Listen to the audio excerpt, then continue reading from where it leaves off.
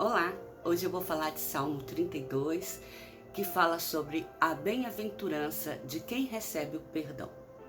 Embora não haja assim uma convicção quanto ao fato de quem realmente escreveu este salmo, ele é compreendido como se fosse Davi também quem o escreveu. Isso porque a sua peculiaridade e a forma da intimidade com que ele descreve tudo aquilo que, que ele sentia em relação a Deus é igualzinho a como Davi se põe nos seus salmos. Ele derrama o seu coração diante do Senhor. Então, por causa dessa peculiaridade, as pessoas atribuem a Davi a autoria do Salmo 32. Então, ele fala assim: bem-aventurado aquele cuja iniquidade é perdoada, cujo pecado é encoberto. Bem-aventurado o homem a quem o Senhor não atribui iniquidade, em cujo espírito não há dolo. Esse salmo ele inicia expondo o fato de como o homem deve se considerar uma pessoa afortunada por ter sido alcançada pela redenção do Senhor. E a felicidade ela deve imperar no seu coração.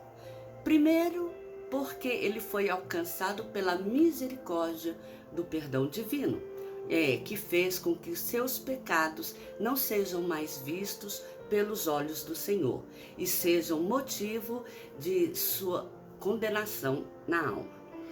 O segundo motivo pelo qual o homem deve se considerar uma pessoa afortunada é pelo fato de Deus encobrir o seu pecado e lhe agraciar com um favor da bênção de não ser ao homem imputado a culpa pela iniquidade cometida, uma vez que esta foi cometida, esta ocorreu sem que o homem tivesse em seu coração a vontade, o desejo, a predisposição de ter cometido aquele pecado.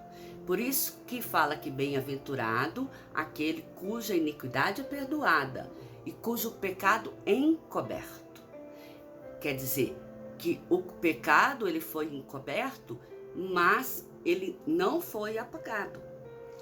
O pecado só será apagado quando o Senhor Jesus, ao morrer na cruz, ele verter o seu sangue, porque o único sangue que tem condição de perdoar, de apagar por completo, de tornar inexistente o pecado que alguém cometeu quando este se arrepende e clama as misericórdias do Senhor, é o sangue de Jesus.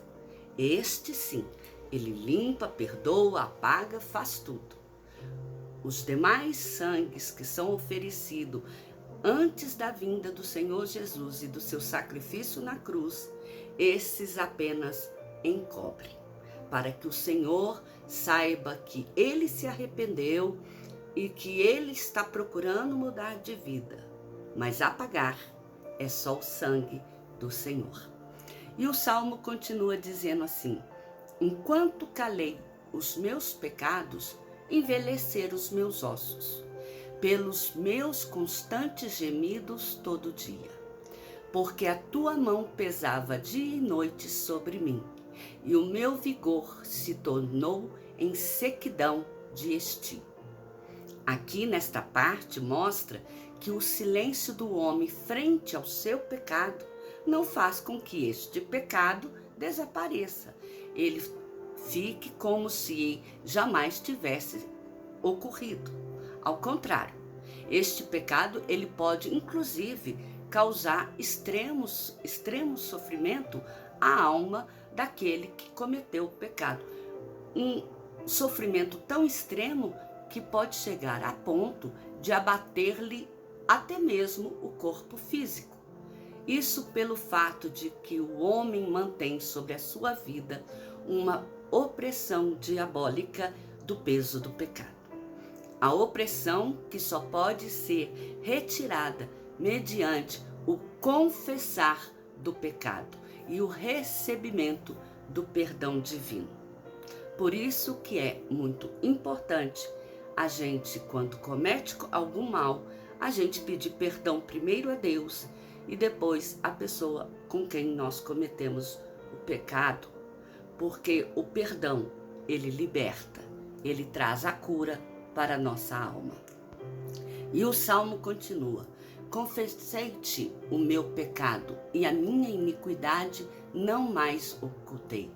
Disse: confessarei ao Senhor as minhas transgressões, e tu perdoaste a iniquidade do meu pecado.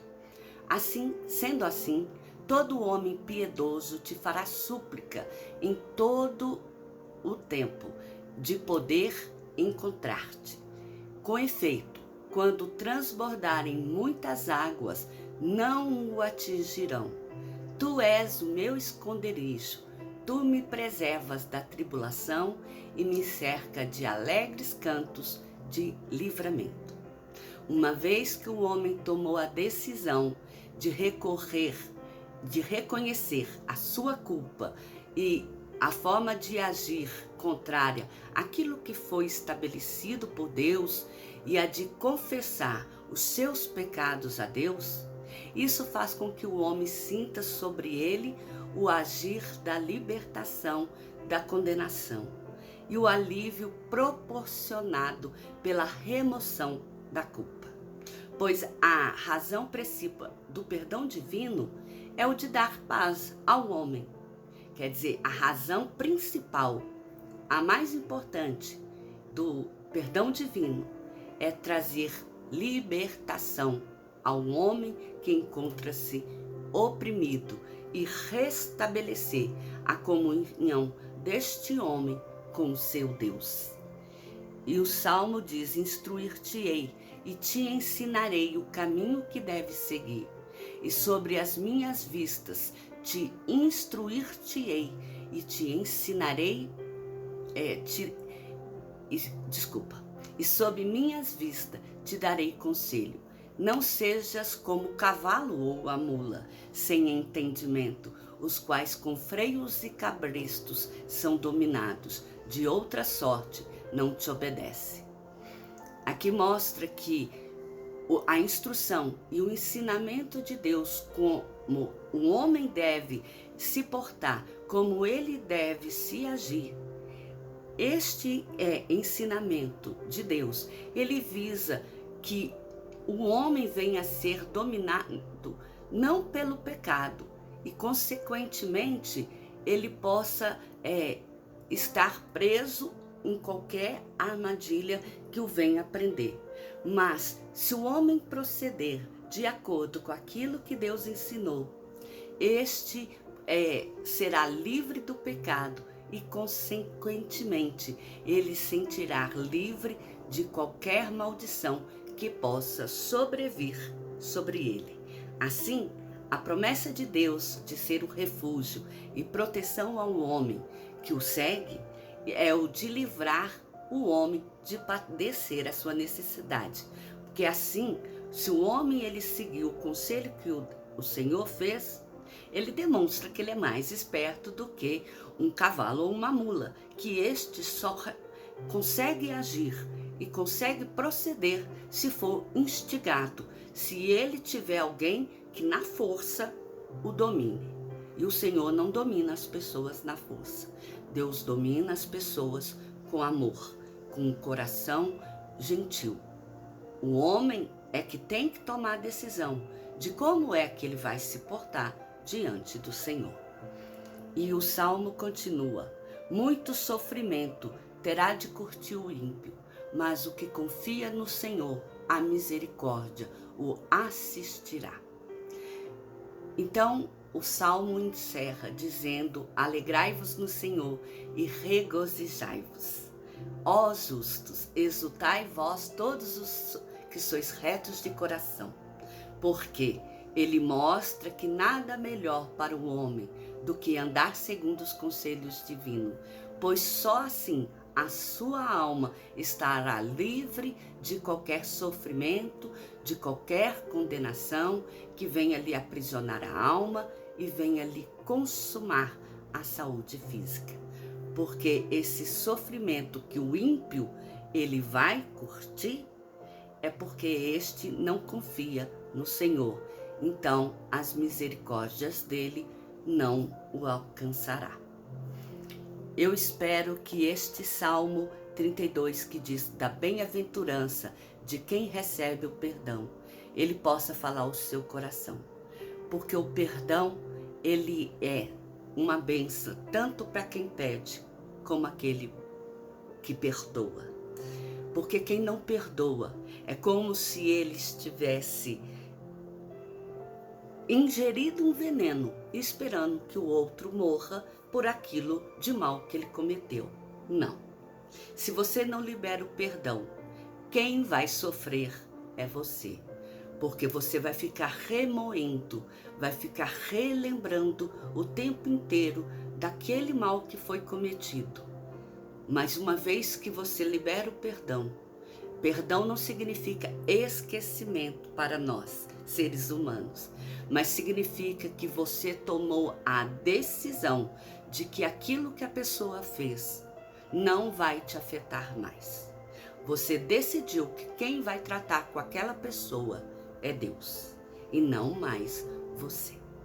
Eu espero que essa mensagem possa falar ao seu coração, como ela tem falado ao meu coração, porque pecar a gente peca e por mais que a gente vigia, há momentos em que a gente comete algum tipo de comportamento que magoa, prejudica aqueles que estão à nossa volta, aqueles que são próximos de nós.